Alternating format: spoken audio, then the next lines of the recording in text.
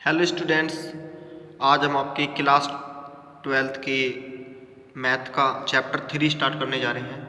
तो स्टार्ट करते हैं चैप्टर 3। क्या है चैप्टर, कौन सा चैप्टर है, आइए इसके बारे में जानते हैं। चैप्टर 3 आपका मैट्रिक्स या आव्यूह। मैट्रिक्स या आव्यूह। अच्छा, क्या होता है आव्यूह? क्या होता है कि हमारे पास जो नंबर होते हैं, रियल नंबर और इमेजिनरी नंबर, वास्तविक संख्याएं अथवा काल्पनिक संख्याएं के जो फंक्शन हो, उसके जो रेक्टेंगुलर एरी है, मतलब आयताकार सारणी को आव्यूह कहते हैं। क्या होते हैं आव्यूह? क्या होता है आव्यूह? कि संख्याओं अथवा फंक्शन की जो आयताकार सारणी होती है उसको हम आव्यूह कहते हैं। क्लियर? और जो आयताकार कैसे होती है, किस टाइप से होती है, ये हम आपको बताते हैं। तो हम जानते हैं कि किस तरह से इसे लिखते हैं, क्या इसका सीक्वेंस होता है, क्या इसका क्रम होता है। तो मान लीजिए इसे ब्रैकेट से डिनोट करते हैं, बड़े ब्रैकेट से डिनोट करते हैं, बड़े कोष्ठक से। इसके अंदर जो लिखते हैं, मान लीजिए 3, 4, कुछ भी एलिमेंट लिख दो, 3, 2, 1, -4, 2, 0, 8, 6, 9। क्लियर? तो ये जो इसका अलग अलग नंबर जो होता है, ये मैट्रिक्स को रिप्रेजेंट करने वाला कोष्ठक है। इसे इस कोष्ठक के अंदर लिखते हैं। ये जो होता है इसका, ये प्रत्येक एलिमेंट है। क्या है इसका? एलिमेंट। इस मैट्रिक्स के एलिमेंट है। कितने एलिमेंट हैं इसमें टोटल? 3 3 जा 9 एलिमेंट है। तो इसके कुछ टाइप्स होते हैं।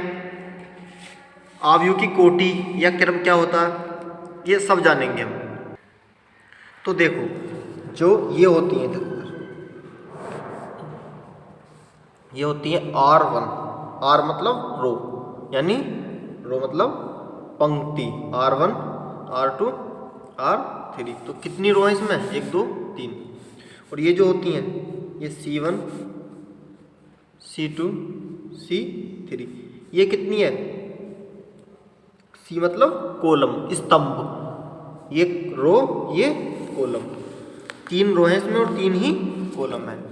अब मैं जानता हूं सबसे पहले आव्यूह की कोटि क्या होती है। आव्यूह की कोटि किसी भी मैट्रिक्स में जितनी रो है, इसमें कितनी रो है? 3। और कितनी कॉलम है? 4। कितनी कॉलम है? 3। 3 ही रो हैं और 3 ही कॉलम्स हैं। तो इसकी कोटि क्या हो जाएगी? कोटि क्या हो जाएगी?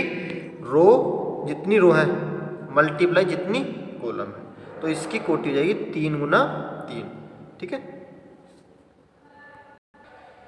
अब हम जानते हैं यहाँ पर टाइप्स ऑफ मैट्रिक्स, आव्यूह के प्रकार। ये कितने प्रकार की होती हैं? पहली जो है पंक्ति आव्यूह या रो मैट्रिक्स। ऐसी मैट्रिक्स जिसमें केवल एक ही पंक्ति हो, केवल एक ही रो हो, वो तुम्हारी क्या कहलाती है? Row matrix. देखो जैसे एग्जांपल दे रखा 5, 2, 4। इसमें कितनी रो है? 1। और यदि मैं पूछ रहा हूँ कॉलम कितनी है इसमें? 1 कॉलम ये रही, 2 कॉलम ये रही, तीसरी कॉलम ये रही। तो इसका क्रम क्या हो जाएगा? क्रम कितना हो जाएगा? ऑर्डर ऑफ मैट्रिक्स क्या हो जाएगा? 1 रो है और 3 कॉलम है, तो 1 गुना 3। दूसरी होती है स्तंभ आव्यूह। क्या होती है? स्तंभ आव्यूह। ये क्या होता है? Column matrix. कॉलम मैट्रिक्स में क्या? जिसमें केवल एक ही कॉलम हो, जिसमें केवल एक ही कॉलम हो। देखो इसमें रो कितनी है? 1, 2, 3। और कॉलम कितनी है? 1। तो इसमें क्या होगा? पहले लिखते हैं रो, याद रखना, पहले लिखते हैं रो। रो कितनी है इसमें? 3। और फिर कॉलम कितनी है? 1। तो इसका क्रम क्या हो जाएगा? 3 गुना 1। अब तीसरे नंबर पर आती है आपकी शून्य या रिक्त आव्यूह। देखो इसके नाम से ही पता पड़ रहा है, इसमें जितने भी एलिमेंट्स होते हैं, जितने भी एलिमेंट्स होते हैं मैट्रिक्स के अंदर, वो सारे के सारे क्या होते हैं? 0। सारे के सारे क्या होते हैं? 0। मान लीजिए 0, 0, 0, 0, 0, 0। तो इसमें रो कितनी है? 1 रो ये रही, 2 ये, तो 2 रो हो गई। कॉलम कितनी है? 1, 2, 3। तो इसका क्रम कितना हो गया? पहले 2 रो मल्टीप्लाई फिर कॉलम 3। क्लियर? अब क्वेश्चन नंबर 4 पर, मतलब इसका टाइप नंबर 4 पर चलते हैं। वो क्या होता है? स्क्वायर मैट्रिक्स या वर्ग आव्यूह। स्क्वायर आपको नाम से पता हो, जितनी रो हो उतनी ही कॉलम हो। रो और कॉलम की संख्या जिसमें इक्वल हो वो हमारी क्या कहलाती है, वर्ग अवयव। क्लियर। देखो जैसे इसमें क्या 2 रो है 2 कॉलम है, 2 रो है 2 कॉलम है, या 3 रो हो 3 कॉलम हो। क्लियर। 4 रो हो 4 कॉलम हो, तो वो हमारी क्या कहलाती है, वर्ग अवयव। क्या कहलाती है, हमारी स्क्वायर मैट्रिक्स। 5वें नंबर क्या आती है आपकी, विकर्ण अवयव। विकर्ण अवयव ये क्या होती है, ये एक स्क्वायर मैट्रिक्स ही होती है। क्या होती है, वर्ग अवयव होती है, जिसके विकर्ण को छोड़कर सारे एलिमेंट्स जीरो हो। सारे एलिमेंट्स क्या हो, जीरो हो। अब देखिए एक मान लीजिए क्या है यहाँ, D1 0 0 0 D2 0 0 0 D3, या मैं इसे एक और तरीके से समझाता हूँ। देखिए मैंने एक एग्जाम्पल और लिखा है, वो क्या है, विकर्ण अवयव का। इसमें क्या है 5 0 0 0 5 0 0 0 5। इसमें यहाँ पर क्या है कि ये हो गया इसका विकर्ण डायगोनल। क्या हो गया, डायगोनल। ये 5 5 5 को छोड़कर सभी क्या है, 0 0 0। ये 0 इससे थोड़ी सी अलग है। क्लियर। विकर्ण को छोड़कर सारे डायगोनल सारे एलिमेंट्स क्या है इसके, 0। तो ये हमारी क्या कहलाती है, विकर्ण अवयव।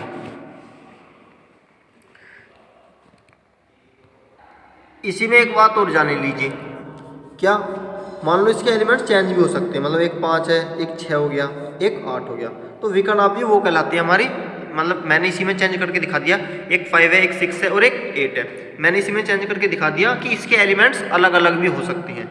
विकर्ण अवयव क्या होता है, ऐसी मैट्रिक्स, ऐसा अवयव जिसके अंदर केवल विकर्ण की कुछ वैल्यू हो, बाकी सारे एलिमेंट्स 0 हों, वो तुम्हारा क्या कहलाती है, विकर्ण अवयव।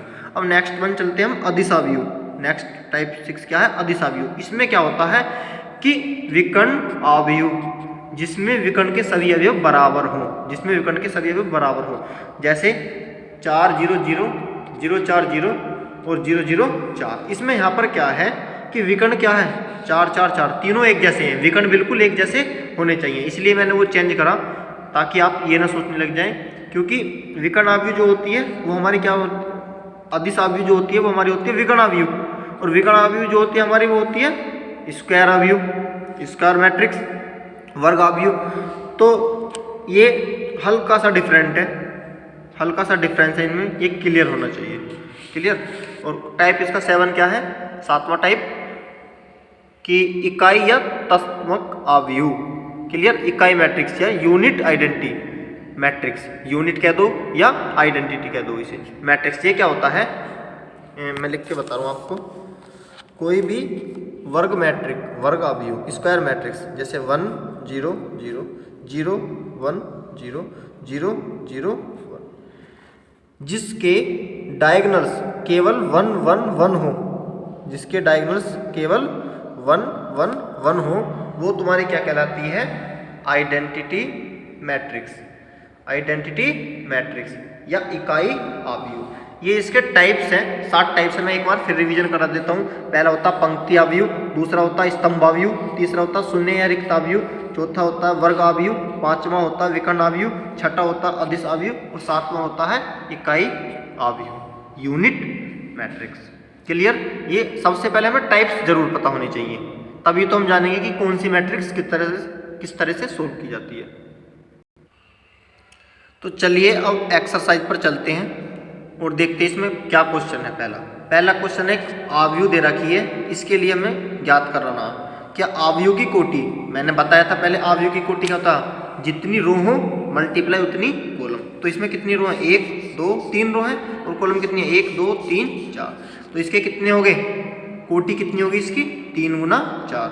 अवयवों की संख्या क्या होती है, 3 और 4 की मल्टीप्लाई कर दो, इसमें टोटल एलिमेंट्स आ जाएंगे, 3 4 जा 12। तो इसमें अवयव कितने हैं टोटल, 12। ये पूछ रहा अवयव 1 3, अच्छा अवयव 2 1, अवयव 3 3, अवयव 2 4 और अवयव 2 3। ये अवयव पूछ रहा है इसके एलिमेंट्स, तो कैसे निकालेंगे। तो देखो पहले अवयव 1 3 निकालते हैं। अवयव का 1 3 पर कौन सा एलिमेंट है। शुरू में क्या होता है, पहले नंबर पर जैसे 1 3 लिख रहा तो पहला वाला हो गया रो, दूसरी वाली होगी कॉलम।